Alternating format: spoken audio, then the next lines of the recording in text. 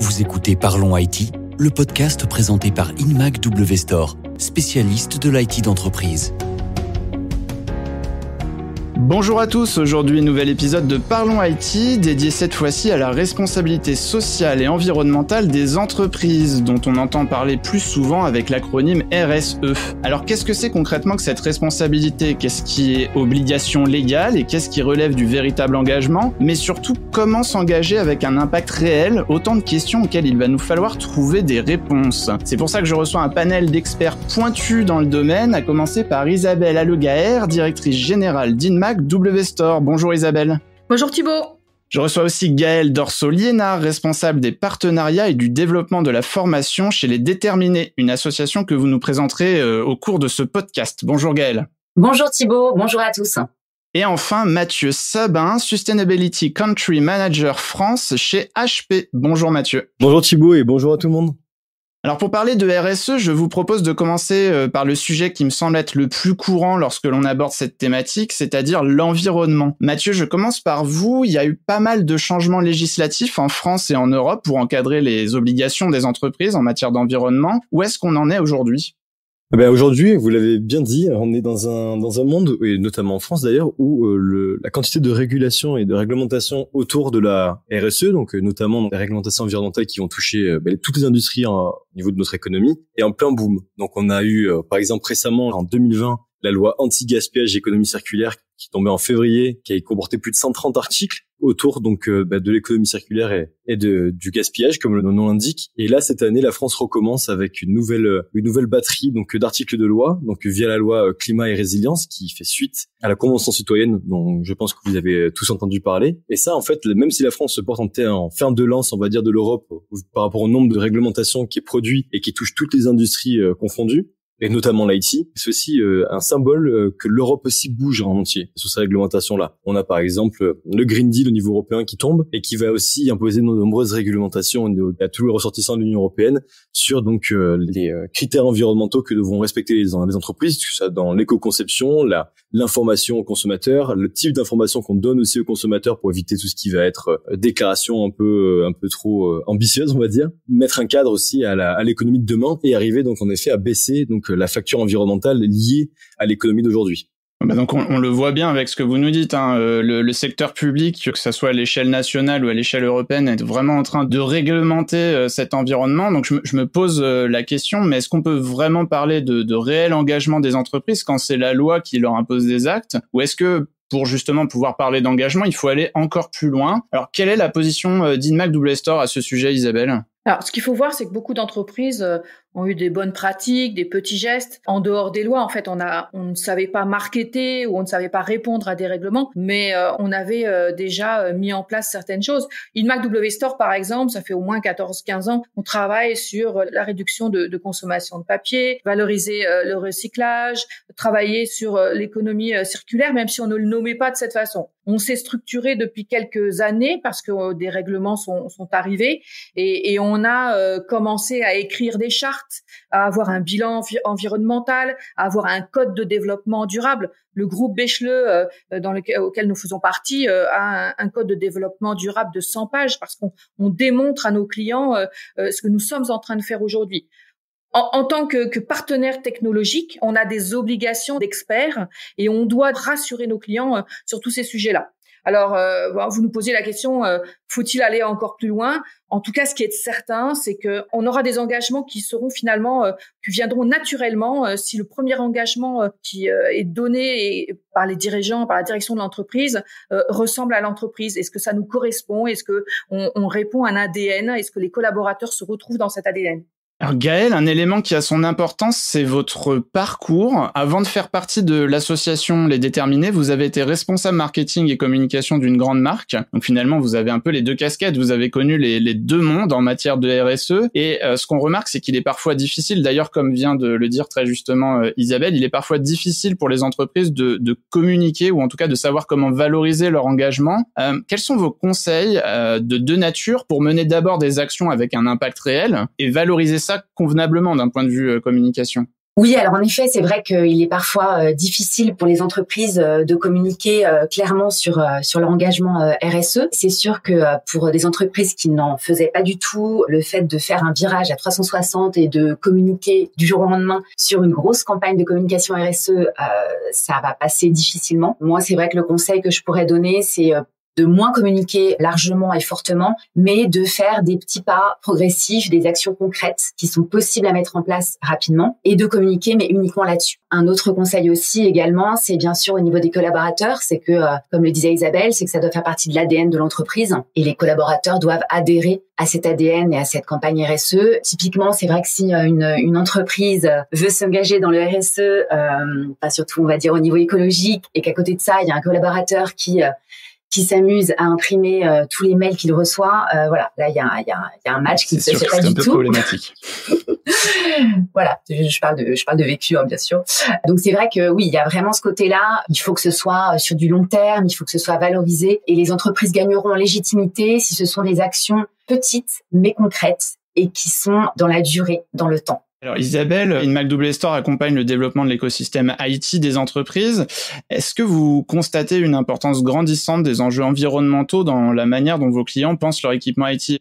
Alors, il y a plusieurs choses. Déjà, ce qu'il faut voir, c'est que très, très souvent, maintenant, nos clients nous disent, dans le cadre d'un renouvellement de parc IT, ils nous disent, mais que faites-vous des produits à l'issue de la fin de vie? C'est quelque chose que l'on doit mettre en avant. C'est-à-dire qu'il ne suffit plus de mettre un parc à disposition de nos clients, mais aussi savoir quand nous allons reprendre les machines qui sont en fin de vie, qu'est-ce que nous allons en faire. Donc ça, c'est un peu nouveau. Et les choix de nos clients sur le choix de leurs partenaires se font aussi sur des enjeux environnementaux. La deuxième chose, c'est qu'on nous reçoit, nous, environ 2500 commandes par jour.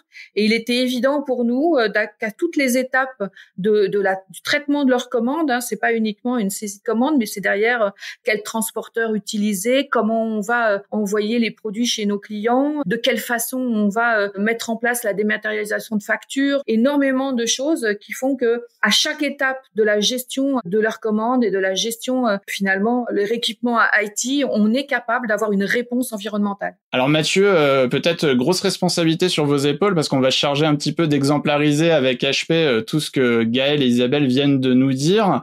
Concrètement, HP qui est constructeur et fournisseur de matériel IT sur le marché aujourd'hui, comment vous faites pour adresser ces enjeux, par exemple de Green IT, mais aussi à l'échelle de HP, à l'échelle de l'entreprise, comment vous faites pour réduire votre impact environnemental? Alors moi, j'irais même plus loin que ce que vient de dire Isabelle, c'est qu'aujourd'hui, nos clients sont évidemment dans une démarche où ils veulent vérifier que les partenaires avec lesquels ils vont travailler, et quand j'entends partenaire, j'entends pas seulement Inmac, mais aussi HP par exemple, pas seulement vérifier qu'on est bien en développement durable et qu'on a une stratégie compétente et performante en la matière, ils vont carrément demander directement comment on peut les aider eux.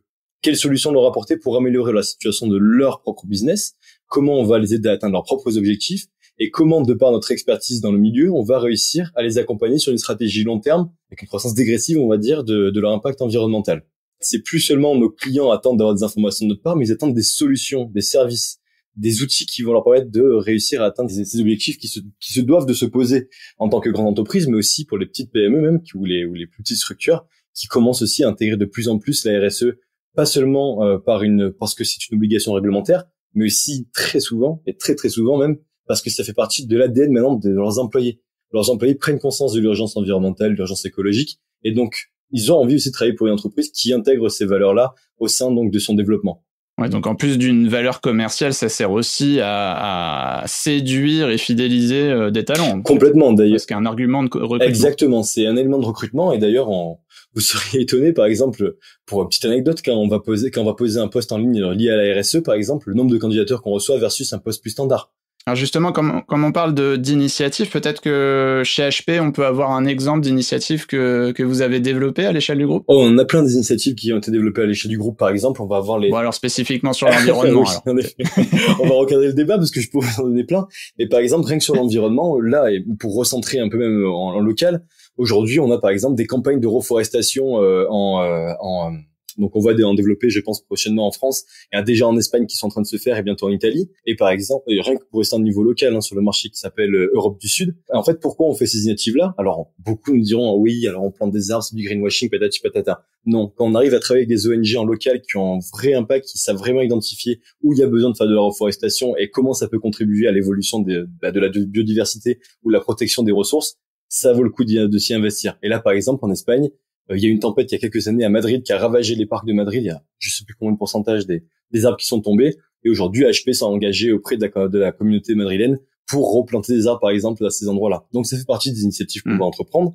Sachant que sur ces notions de replanter des arbres, d'aider la faune ou la flore à reprendre, etc., c'est souvent des approches très pragmatiques, puisque l'idée c'est de se dire bon, on a une partie de notre business qui peut pas être neutre d'un point de vue émission carbone, par exemple, donc on va compenser en développant la flore de l'autre côté. Il y a toujours une forme vraiment très pragmatique et très concrète en quoi le public peut avoir confiance. Totalement. En fait, tu as très bien résumé la situation. En fait, c'est comment une vraie démarche environnementale pour une entreprise qui veut baisser son impact, elle est dans ce sens-là. D'abord, c'est identifier les points où c'est chaud, où est-ce qu'on pollue le plus, où est-ce qu'on émet énormément et qu'on a un impact environnemental fort. Ensuite, c'est designer des solutions pour réduire un maximum ces hotspots à être réduits au minimum et réduire en général l'impact environnemental lié à nos opérations, mais aussi à notre chaîne d'approvisionnement ou même par exemple pendant la durée de vie de nos produits chez nos clients ou nos partenaires. Et ensuite, dans un dernier temps, une fois qu'on a vraiment tout éliminé et qu'il reste quand même forcément une émission, on va pas se mentir, quand on va produire un PC ou un printer, ça crée du CO2, évidemment. Eh bien, on va donc compenser. Ouais, c'est une stratégie qui se construit, en fait, en parallèle du cycle de valeur de l'entreprise, finalement. Exactement. C'est une stratégie qui même pas en plus, c'est une stratégie qui doit être imbriquée dans la scène de création de valeur. À nouveau, vous êtes fabricant de matériel informatique et je crois savoir que HP, mine de rien, récemment, s'est illustré dans des designs de PC en matière recyclée. Oui, totalement. Alors, on va essayer de viser, en tout cas via HP, des stratégies de conception de produits qui vont avoir un impact fort sur l'environnement. Donc, on va essayer la stratégie, c'est plus d'être transparent envers ce qu'on va intégrer dans nos produits que vraiment aller marketer à fond. Moi, ce que je peux te dire, c'est qu'à chaque fois que je sors mon Dragonfly qui est fabriqué en plastique des océans, je fais parler et je mets en avant HP. C'est très bien, Isabelle. Et d'ailleurs, je suis très content que tu mettes en avant l'exemple du plastique des océans parce que ça fait un peu partie des stratégies du groupe qu'on essaie de développer un maximum. Ce type d'initiative est très important parce qu'il touche toutes les branches de la RSE en un coup. Et nous permet d'avoir vraiment un cercle vertueux autour de l'insertion d'un matériel dans nos produits et nous permettre à nous aussi d'atteindre nos objectifs environnementaux. Parce que plus on va intégrer de la matière recyclée dans un produit, plus on va aussi limiter l'impact CO2 lié à la phase de production de la machine, en fait. Alors Gaëlle, ça m'a l'air d'être le bon moment pour nous présenter les Déterminés. Donc l'association Les Déterminés, c'est une association qui va former et accompagner des jeunes et moins jeunes, qui sont essentiellement issus des quartiers prioritaires de la ville et des milieux ruraux, à devenir entrepreneurs. Alors pourquoi justement cette population-là? Parce que on est parti d'un constat très simple, c'est que ce sont des personnes qui sont éloignées de l'écosystème économique, qui n'ont pas accès à l'information, ou beaucoup moins, qui n'ont pas de réseau, mais qui ont des superbes idées. Très généralement, ces jeunes-là, ces personnes se disent alors j'ai une très bonne idée, j'aimerais bien me lancer ma boîte, mais comme j'ai pas de réseau, comme j'ai pas de financement, que j'ai pas forcément les codes non plus de l'entrepreneuriat, c'est pas pour moi, je me lancerai pas parce que c'est pas possible, je vais me planter. Donc voilà, donc l'association elle est là pour ça justement, pour répondre à ces questions-là, pour lever ces freins et pour dire à toutes ces personnes-là que si c'est possible de se lancer dans l'entrepreneuriat. L'association elle offre une formation de 6 mois qui est totalement gratuite et qui permet à ces personnes de pouvoir à la fin des 6 mois lancer leur entreprise. Alors Mathieu, je crois savoir que les Déterminés font partie des associations que votre groupe soutient, comme je le disais précédemment. Est-ce que vous pouvez nous expliquer comment fonctionne ce partenariat et surtout quel est l'intérêt pour HP de mener des actions communes avec ce type d'association? Comme l'ont expliqué Gaëlle et Isabelle, pour qu'une entreprise ait un vrai impact, elle a besoin d'avoir aussi des valeurs. Et donc ces valeurs-là se reflètent pas forcément que par rapport à son modèle économique, mais aussi par rapport aux actions qu'elle va entreprendre vis-à-vis de ses propres valeurs-là. Donc, par exemple, une des valeurs clés d'HP, c'est stimuler l'éducation au niveau mondial. Donc, ça fait partie, de ce qu'on appelle la base community initiative chez HP. Donc, c'est aussi notre engagement à avoir un impact fort en local, pour soutenir, en fait, les territoires dans lesquels on se développe. Et un de nos fers de lance, c'est l'éducation et notamment la limitation de la fracture numérique. Et donc aujourd'hui, par exemple, avec les Déterminés, via nos solutions HP et via notre partenariat avec eux, on peut les aider à se développer, donc à stimuler l'économie en local via la création d'entreprises, mais aussi on leur donne accès à des contenus éducatifs aussi auxquels ils n'auraient pas forcément pu avoir accès, et tout ça de manière gratuite. Donc ça fait aussi partie de cette ambition aussi qu'a HP d'apporter des solutions aux gens qui en ont souvent le plus besoin et pas forcément les moyens d'y avoir accès. En général, nos employés ont les mêmes valeurs que notre entreprise, et donc en fait, travailler avec les déterminés, c'est aussi être capable de donner l'opportunité à nos employés de pouvoir supporter des causes comme celles déterminées qui leur tiennent à cœur. Donc on va avoir beaucoup d'employés qui vont par exemple s'engager directement avec par exemple des projets qui vont être levés par les déterminés pour les soutenir via leurs compétences, que ce soit en marketing, en logistique, en chaîne d'approvisionnement, en tout ce qu'on veut, pour apporter aussi leur soutien à ces projets naissants. Donc vos collaborateurs deviennent finalement des formateurs. Ils deviennent des contributeurs à ce type de projet-là. Donc les déterminés sont sont d'ailleurs un des plus gros partenariats qu'on va développer à ce niveau-là. On est en plein dedans, c'est en plein boom. Gaël peut en parler, on s'appelle tout le temps. Mais on travaille aussi avec d'autres ONG comme nos quartiers du talent ou par exemple le réseau Entreprendre, qui ont aussi ces valeurs-là aussi de développer le territoire économique local via ce type d'initiative-là. Ça fait écho à ce que nous disait Isabelle sur la nécessité de vraiment embarquer l'ensemble des collaborateurs de l'entreprise dans les actions RSE qu'elle mène. Alors justement, de votre côté, Isabelle, comment Inmac W Store conçoit son engagement social cette fois? Alors déjà, il faut voir que pour Inmac W Store, la tagline c'est Care for People, Passion for IT. Donc dans Care for People, il y a un engagement vis-à-vis de nos collaborateurs et nous devons travailler autour des hommes sur des obligations de transparence qu'on a dans la vie sociale de l'entreprise. C'est déjà une première partie. Après, vous l'avez dit, il y a la notion d'ADN. Est-ce que nous pouvons mettre en avant certaines choses qui ne font pas partie intégrante finalement des valeurs de l'entreprise. Donc on est en train de travailler tout ça, mais la première problématique finalement, c'est d'arriver à structurer tout ce que nous faisons autour du social déjà depuis un certain moment. On parle de comportement éthique, on parle de business propre, on parle d'organisation du travail. Particulièrement en ce moment, vous le voyez bien dans le modèle hybride qui a vu le jour depuis 1 an, c'est clair que tout a été un peu chamboulé. Et puis on a aussi les décisions d'entreprise et comment on devient transparent dans ce que on décide dans les entreprises. Tout ça, c'est quelque chose qui est en train de se structurer, d'écrire, que l'on est en train de valoriser. Il y a quelques années, on parlait de marque employeur. Il y a un vrai impact social, une vraie valeur qui nous permet d'attirer des nouveaux collaborateurs, des nouveaux talents sur le marché.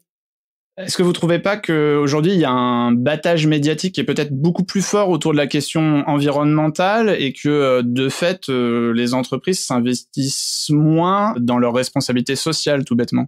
Oui, parce qu'on ne sait pas comment communiquer à l'externe sans tomber dans du marketing, parce qu'on ne l'a pas suffisamment construit et mis autour de la table toutes les parties prenantes de l'entreprise pour vraiment savoir ce que nous voulons faire, quelle est notre raison d'être en fait. Alors justement, en parlant de la définition finalement de l'impact social, Mathieu et Gaël ont déjà évoqué un élément que je trouve très important, c'est finalement dans cet impact social, on doit aussi quelque part englober l'impact économique de l'entreprise. Je me souviens assez récemment d'une vague de tweets qui se jouait de l'acronyme RSE pour le transformer en responsabilité sociale et économique plutôt que et environnementale. Et c'était notamment pour rappeler que le développement économique de certaines localités ou même de certaines populations, pour faire écho à la mission du partenariat HP et les déterminés, est aussi un enjeu social finalement, et que les entreprises ont peut-être un rôle clé à jouer étant donné leur nature dans ce domaine. Gaël, étant donné la mission justement des déterminés, votre propre expérience au sein des entreprises, est-ce que vous partagez cette observation? C'est vrai que le S du RSE, on en parle peu et c'est vrai que les entreprises ont plus de mal à comprendre et à savoir comment est-ce qu'elles peuvent s'engager au niveau du social. C'est vrai que le côté écologique est plus facile aussi à mettre en place au quotidien par des petits gestes même anodins. J'en parlais tout à l'heure pour que ce soit du concret. Et c'est vrai que le social, c'est un peu plus compliqué à comprendre. Et une entreprise a du mal à savoir comment est-ce qu'elle va pouvoir s'engager. Au final, c'est assez simple et c'est ce qu'on fait aussi avec HP, c'est de se dire que c'est aussi donner du temps humainement. C'est juste ça, c'est donner un petit peu de temps aux gens, à des personnes qui en ont besoin. Et c'est vrai que pour moi, en fait, le RSE, j'aimerais qu'on ait même plus à en parler. J'aimerais que ça devienne logique, que ça devienne fluide et que toutes les entreprises prennent ça en compte et que toutes les personnes prennent ça en compte, mais que ce soit quelque chose qui fasse partie de la vie de tous les jours. Culturel, en fait. Oui, c'est ça, qui soit culturel, qui fasse partie de la vie de tous les jours et que ce soit plus un sujet. En fait, c'est vrai que le RSE, que ce soit le S ou le E, ça a vraiment un impact sur l'économie. Par exemple, je prends au niveau du social, c'est que si on arrive, comme ce qu'on fait qui est déterminé, si on arrive à ce que certaines personnes puissent monter leur entreprise dans leur quartier, dans leur petite ville, dans leur petit village, ça crée déjà de l'économie, ça crée un cercle vertueux. Si en plus ils arrivent à embaucher 2 ou 3 personnes, c'est gagné. En fait, il y a un développement économique qui se crée. Et quand on parle de zones qui sont éloignées économiquement et qui sont éloignées de l'emploi, voilà, c'est peut-être ça aussi une des solutions, c'est de passer par l'entrepreneuriat pour que le développement économique se recrée. Comment vous faites aujourd'hui chez HP pour gérer cette difficulté à percevoir et à adopter dans l'ADN de l'entreprise le côté social de la RSE? Alors en fait c'est un peu différent parce qu'on a on va dire que le côté social, en tout cas dans notre entreprise chez HP, vient de tous les côtés. En fait, on va déjà avoir une poussée par la corp, donc au niveau social, qui va être un engagement. Donc par exemple, on va essayer de pousser des programmes éducatifs ou d'engager des investissements ou des partenariats avec des ONG en local. Mais en fait, ce qui est assez intéressant, une armée d'employés qui en fait nous sollicitent au quotidien. Vous seriez abasourdi par le nombre d'employés qui me contactent tous les jours, presque tous les jours, pour me demander comment on peut monter une initiative sociale, comment on peut supporter telle association, comment on peut demander des fonds pour supporter cette association locale que j'ai à côté de chez moi, ou comment on peut monter par exemple une collecte alimentaire ou une collecte pour des habits pour les personnes en difficulté. Donc là, ça veut dire qu'il y a des actions sociales menées par HP qui sont en fait des actions proposées directement par vos collaborateurs, donc dans une logique bottom-up, comme vous disiez. Alors en fait, c'est un double impact. Les actions qu'on va prendre qui vont avoir le plus d'investissement et le plus de poids, on va dire que ça va être des actions qui viennent de la corp en général, ou en tout cas de la décision du siège France. Mais on a aussi énormément de petites initiatives qui sont générées par nos employés en local, qui nous demandent de l'aide en fait pour les faire amplifier. L'exemple même, c'est on est en train de regarder, par exemple, de générer des collectes alimentaires. C'est une demande en fait de la part de certains employés de nos 2 sièges qui nous disent: on a bien stimulé une collecte alimentaire pour les étudiants en difficulté. Comment on peut faire? Et donc, du coup, moi, je vais les aider à trouver donc les interlocuteurs via les différents relais d'HP, et on va réussir à développer cette initiative-là, mais qui va être aussi générée au nom de nos employés. Je voulais juste dire qu'effectivement, pour la plupart de nos collaborateurs, nous, on n'est pas un grand groupe mondial, mais on voit très bien que les collaborateurs sont plus investis quand il s'agit d'actions en local, en fait. Parce que ça parle, c'est autour d'eux, c'est leur ville, c'est des familles qu'ils connaissent. Quand on parle d'aide, par exemple, de collecte de choses pour des familles en difficulté, tout ça, ça parle parce que ça parle en local. Oui, alors on va peut-être pouvoir conclure là-dessus, parce que ce que je retiens, et c'est extrêmement intéressant, c'est que finalement, peut-être que l'aspect social de la RSE, c'est quelque chose d'un peu plus nébuleux pour les entreprises, mais finalement, on peut se servir, j'ai envie de dire, quelque part de ses collaborateurs, ou en tout cas de se servir de ses collaborateurs comme d'un sonar, d'un radar un petit peu à bonnes actions, de repérer les actions concrètes et locales que l'entreprise peut mener, et puis finalement, les collaborateurs deviennent un petit peu des échos de cet investissement de l'entreprise tout autour d'eux finalement. J'aurais juste rajouté un dernier truc parce que ça me revient à l'esprit maintenant, et ça vient d'ailleurs directement de Déterminé. D'ailleurs, pour toi Gaël, c'est Moussa Camara qui est donc le fondateur de Déterminé qui nous avait dit ça en rendez-vous, et je trouve que c'est extrêmement vrai. Il nous avait dit que pour qu'une association ait un réel impact en local, un vrai impact fort, il fallait qu'elle soit drivée aussi par une connaissance du territoire et une connaissance des différents groupes en fait qui dominent la région ou le territoire. Et c'est totalement vrai aussi d'un point de vue d'une mégacorp comme HP, parce qu'en fait, des initiatives environnementales vont avoir du sens au niveau mondial de partout. Mais par exemple, des initiatives locales aussi, pour qu'elles aient un très fort impact, même si des initiatives drivées par la corp, il faut impérativement qu'elles aient une touche de localité. Une touche drivée par les employés en local, une touche drivée par des ONG en local, pour qu'elles puissent rencontrer vraiment un vrai succès et avoir vraiment donc l'impact désiré dans le pays désiré. C'est là tout l'apport de vos collaborateurs, c'est que quand vous avez une vision macro mondiale à l'échelle d'un groupe tel que HP, c'est peut-être un peu difficile de voir précisément et localement ce qu'on peut faire, et vos collaborateurs sont là pour vous y aider en final. Exactement. Alors Isabelle, quelles sont concrètement les principales difficultés des entreprises qui choisissent de s'engager en RSE? On a déjà évoqué des éléments autour de la connaissance, des ressources. Est-ce qu'il y a d'autres choses? Alors, effectivement, on peut penser au départ qu'il y a des difficultés en termes de ressources, de connaissances. On a besoin de structurer, mais en fait, la première des difficultés, c'est de savoir qui on est, que voulons-nous faire de notre entreprise, quelle est tout simplement notre raison d'être. Qu'est-ce qu'on est capable de faire? Il faut qu'on mette en place des actions concrètes qui ne sont pas trop ambitieuses. Il faut pouvoir les effectuer. Donc raison d'être qui est d'ailleurs devenu un élément justement légal de l'entreprise, pour faire écho à ce que disait tout à l'heure Mathieu. Tout à fait. Et donc une fois qu'on a défini sa raison d'être, en fait, il faut recenser tout ce qu'on est capable de faire, tout ce qu'on a déjà fait, et à tous les niveaux de l'entreprise, parce que bien souvent chacun dans son département, on a déjà quelques actions, que ce soit à la logistique, à la finance, aux ressources humaines, au marketing. Donc il faut recenser tout ça, et puis il faut les structurer et réussir, comme vous disiez tout à l'heure, à mettre en place et à avoir une carte d'identité de tout ce qu'on est capable de faire. Et on ne s'améliore jamais si on n'arrive pas à avoir des mesures. Il faut mesurer l'impact que l'on a, que ça soit un impact environnemental, social. Il faut être capable de réellement mesurer pour voir si on s'améliore. Et puis de toute façon, au fur et à mesure, on parlera même plus de RSE. Ça sera une amélioration continue. Ça sera juste un engagement RSE naturel. Ouais, ce qui devrait plaire à Gaël, qui souhaitait que la RSE devienne quelque chose de culturel et de naturel au sein des entreprises et qu'on n'en parle même plus. Donc je souligne bien d'ailleurs cette vraie difficulté à se connaître soi-même et à savoir mesurer son impact, Isabelle. De fait, ça me donne envie de poser la question, mais à quel moment dans la vie de l'entreprise on doit décider de cet engagement? À quel moment on doit commencer à le penser pour être le plus efficace possible, d'après vous, Gaël? Alors déjà merci Isabelle, parce que j'apprécie beaucoup ce que tu viens de dire. Ça me fait très plaisir.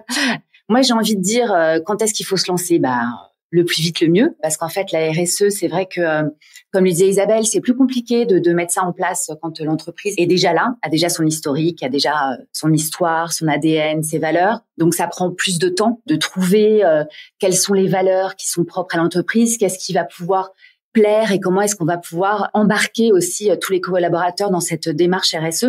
Donc pour les entreprises qui sont déjà présentes depuis quelques années, c'est vrai que oui Isabelle, tu t'as donné de très bons conseils. C'est de faire petit à petit, c'est d'essayer de trouver des petites actions qui sont déjà mises en place dans certains services, de prendre exemple sur certaines choses comme ça qui fonctionnent déjà en fait, et puis de pouvoir la mettre vraiment en action sur toute l'entreprise.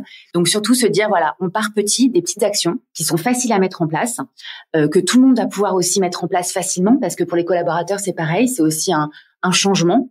Même dans la vie quotidienne de l'entreprise, au bureau, tous les matins, voilà, se dire par exemple, maintenant on prend plus de gobelets en plastique, mais il faut que chacun ramène son mug ou sa tasse. C'est des petites choses comme ça au niveau écologique qui peuvent être faciles à mettre en place, mais se dire surtout, voilà, ça doit être des actions qui doivent être vraiment sur la durée, qui doivent vraiment pérenniser dans le temps pour que ça puisse vraiment fonctionner. Et puis, pour les entreprises qui sont en train de se lancer ou qui vont se lancer, moi j'ai en tête pas mal d'exemples justement d'entrepreneurs déterminés qui ont lancé leur entreprise. Là, franchement, moi, ça me fait énormément plaisir de voir que cette jeune génération, eux, en fait, le RSE, ils l'ont complètement acté. En fait, c'est la question que j'allais vous poser. Est-ce que vous en voyez beaucoup qui, dès le départ, prennent en compte la culture RSE dans la fondation de leur business ? Oui, alors complètement Thibaut. En fait, c'est vrai que c'est assez incroyable et enfin je trouve ça super de voir ça. C'est que tous ces jeunes entrepreneurs, cette jeune génération d'entrepreneurs, ont vraiment intégré la RSE dans leur projet entrepreneurial. Et c'est quelque chose qui paraît vraiment très naturel pour eux. Et c'est pas une question qui se pose. En fait, ils réfléchissent sur leur plan de communication, sur leur plan de commercialisation, etc. En fait, la RSE, on n'en parle pas. Parce que c'est déjà là, en fait, déjà dans leur idée, c'est là. Je crois que ces entrepreneurs aussi, ils ont l'envie de devenir entrepreneurs. C'est aussi, d'une certaine manière, l'envie de donner du sens aussi à sa vie professionnelle, de trouver aussi un sens à ce qu'on va faire dans la vie en général. Et donc, c'est vrai que cette RSE, elle est vraiment là. Donc, ça veut dire, je peux vous donner des exemples très concrets. Par exemple, on a un projet qui est dans la food, donc un traiteur, il va utiliser du matériel en produits recyclables, ou ça va être des produits, des contenants réutilisables ou en matière recyclable. Je peux vous donner un autre exemple. Là, c'est dans le textile, dans le prêt-à-porter. Donc là, c'est une personne qui va créer des vêtements à partir de chutes de tissu qui ne sont plus utilisés par les entreprises, ou par des vieux vêtements qu'elle va découdre et recoudre de différentes manières. Voilà, donc tout ça en fait, c'est tout le côté alors E de RSE, mais je n'oublie pas le S non plus. Donc dans ces projets-là, c'est pareil, ces entrepreneurs, ils ont aussi vraiment l'envie de pouvoir aider Donc, ils vont essayer d'embaucher des jeunes qui n'ont pas forcément de diplôme, qui n'ont pas forcément de CV, mais parce que ils ont envie de leur donner leur chance. Il y a aussi, dans le cas des déterminés, ils vont s'entraider entre eux et donc essayer de se faire travailler mutuellement. Par exemple, une déterminée qui veut organiser une fête pour son enfant va faire appel à un autre déterminé qui est déjà dans le milieu traiteur. Voilà, toutes ces choses-là qui font que le S a tout son sens aussi. Isabelle, peut-être une intervention sur cette partie concrète? Oui, tout à fait. On a, nous, dans l'entreprise, on a vu que nos collaborateurs étaient proches d'actions autour du sport, autour de la famille. Et du coup, on a régulièrement des initiatives autour du sport. On a travaillé avec une association de handisport. On a travaillé on a travaillé énormément sur des actions de green et on a fait du team building dans l'entreprise pour essayer d'inculquer ça à nos collaborateurs. Et puis, au niveau du groupe, on a lancé le Bêche-le-Thon, puisque à chaque fois qu'on allait marcher, courir ou faire du vélo, on donnait des kilomètres et donc des budgets pour des écoles en Afrique. Donc voilà, on a tout un tas de types d'actions où les collaborateurs se reconnaissent en fait. On parle de Bêche-le-Thon, je le rappelle pour nos éditeurs, c'est parce que la société Inmac W Store fait partie du groupe Bêche-le. Tout à fait. Alors Mathieu, peut-être que vous pouvez nous détailler ce qu'est le programme Amplify Impact, qui fait partie de la stratégie de HPE autour du RSE. Oui, tout à fait. Alors en fait, c'est tout simplement parce qu'en fait, comme je vous le disais tout à l'heure, un des éléments clés de notre stratégie, c'est la transparence et aussi la compréhension de notre impact général. Et évidemment, de par les connexions qu'on va avoir avec nos partenaires rentrent aussi directement dans notre chaîne d'impact en fait. Les produits qu'ils vont vendre vont aussi avoir un impact CO2 et en les accompagnant aussi sur une démarche plus environnementale, on s'accompagne nous-mêmes aussi. Donc, on va essayer de développer un maximum ces stratégies avec nos partenaires de création de stratégies RSE pour les aider à eux-mêmes se poser des objectifs environnementaux et sociaux pour que eux-mêmes aussi puissent avoir un impact fort au niveau environnemental et social. Donc, capitaliser sur cette expérience que HP va avoir en la matière. Donc justement, Amplify Impact, ça s'inscrit beaucoup dans cette problématique qu'ont certaines entreprises qui n'ont pas tout à fait encore les connaissances d'elles-mêmes finalement, ou la capacité à s'engager en propre en RSE, vous leur balisez un chemin finalement avec Amplify Impact. Totalement. Par exemple, un des piliers phares du programme Amplify Impact, que ce soit pour les changemakers ou pour les catalystes, qui sont deux types de participants en partenaire à notre programme Amplify, c'est tout simplement l'analyse d'impact, l'analyse de leur stratégie et de leur performance au niveau RSE. Via cette analyse-là, on est capable de mettre le doigt là où ils sont extrêmement bons, là où ils doivent s'améliorer et comment ils peuvent faire évoluer leur stratégie pour demain avoir un impact fort et solide. Donc déjà, via HP, via notre programme Amplify Impact, on permet donc déjà d'identifier où est-ce qu'ils peuvent évoluer, où est-ce qu'ils doivent renforcer leur stratégie. Ensuite, on va aussi leur apporter des outils au-delà de cette analyse-là. Donc des formations sur ce que c'est que la RSE, sur comment HP peut les accompagner, quels sont les services qu'on peut leur proposer, comment nos produits peuvent les aider aussi. Mais pas seulement. C'est pas seulement montrer les solutions HP, c'est aussi les accompagner pour développer des initiatives locales durables, et notamment eux-mêmes, par exemple, en sponsorisant les déterminés de leur côté aussi, ou d'autres ONG, ou en allant stimuler la collecte et le recyclage des cartouches, des matériels en fin de vie chez leurs propres clients. Enfin, mettre en place plein de stratégies qui vont permettre d'avoir à moyen terme, même à court terme, un impact fort au niveau social et environnemental. Alors que ce soit via votre partenariat avec les déterminés et d'autres associations, et puis là, ce programme Amplify Impact, finalement, ce que vous venez de montrer, c'est que si on ne sait pas forcément comment s'engager soi-même en propre, on peut aussi potentiellement avoir un réel impact en s'engageant par le biais d'autrui, finalement. Complètement. En fait, c'est aussi en fait la valeur forte de ce programme-là, c'est qu'on est fort de notre expérience. Ça fait depuis la fondation de l'entreprise qu'on fait de la RSE chez HP, même avant même que ça s'appelle la RSE d'ailleurs. Et en fait, ce serait dommage de pas faire capitaliser nos partenaires sur ce sujet-là. Alors certains partenaires sont extrêmement matures en la chose, mais il y a d'autres partenaires beaucoup plus petits qui sont beaucoup moins matures et qui ont beaucoup de difficultés à savoir par quel bout prendre le développement de leur stratégie. Alors comme le dit Gaël, ça commence très souvent par le développement de petites initiatives, mais quelles initiatives choisir? Comment être sûr que l'impact va être le bon? Comment être sûr qu'on va pas se tromper sur notre stratégie ou sur l'initiative qu'on va sponsoriser? Et pour ce faire, donc, on est là aussi pour les accompagner, les aider à tamponner les initiatives qu'ils vont vouloir développer, ou même regarder leur plan d'action pour l'avenir et être capable de les accompagner ou de les rediriger s'il s'avère que le plan n'aura pas l'impact voulu initialement. Alors justement, Isabelle, comment Inmac W Store inscrit sa participation au programme Amplify Impact dans sa stratégie RSE globale? Alors écoutez, on le disait, HP nous a permis de nous transformer ou en tout cas de nous structurer autour de la RSE. Ce qu'il faut voir, c'est qu'au-delà des enjeux économiques que l'on peut avoir, HP nous a aidés à mettre en place des outils, des supports. Ils nous ont mis à disposition tout un tas de formations, mais à tous les niveaux de l'entreprise, pas uniquement à la personne en charge du RSE, mais aussi au niveau de collaborateurs, au niveau de tous les collaborateurs. Les spécialistes avaient des échanges réguliers sur les actions, sur les initiatives à pouvoir mettre en place, et puis évangéliser les collaborateurs dans ce qu'ils aimeraient ou ce qu'ils voyaient pour leur entreprise, parce qu'ils s'associaient aux initiatives qu'on pouvait avoir. Alors on a un plan et on a un programme très chargé sur la fin de l'année, avec différentes initiatives autour des collectes, autour du sport, autour de team building au niveau d'Atelier Green.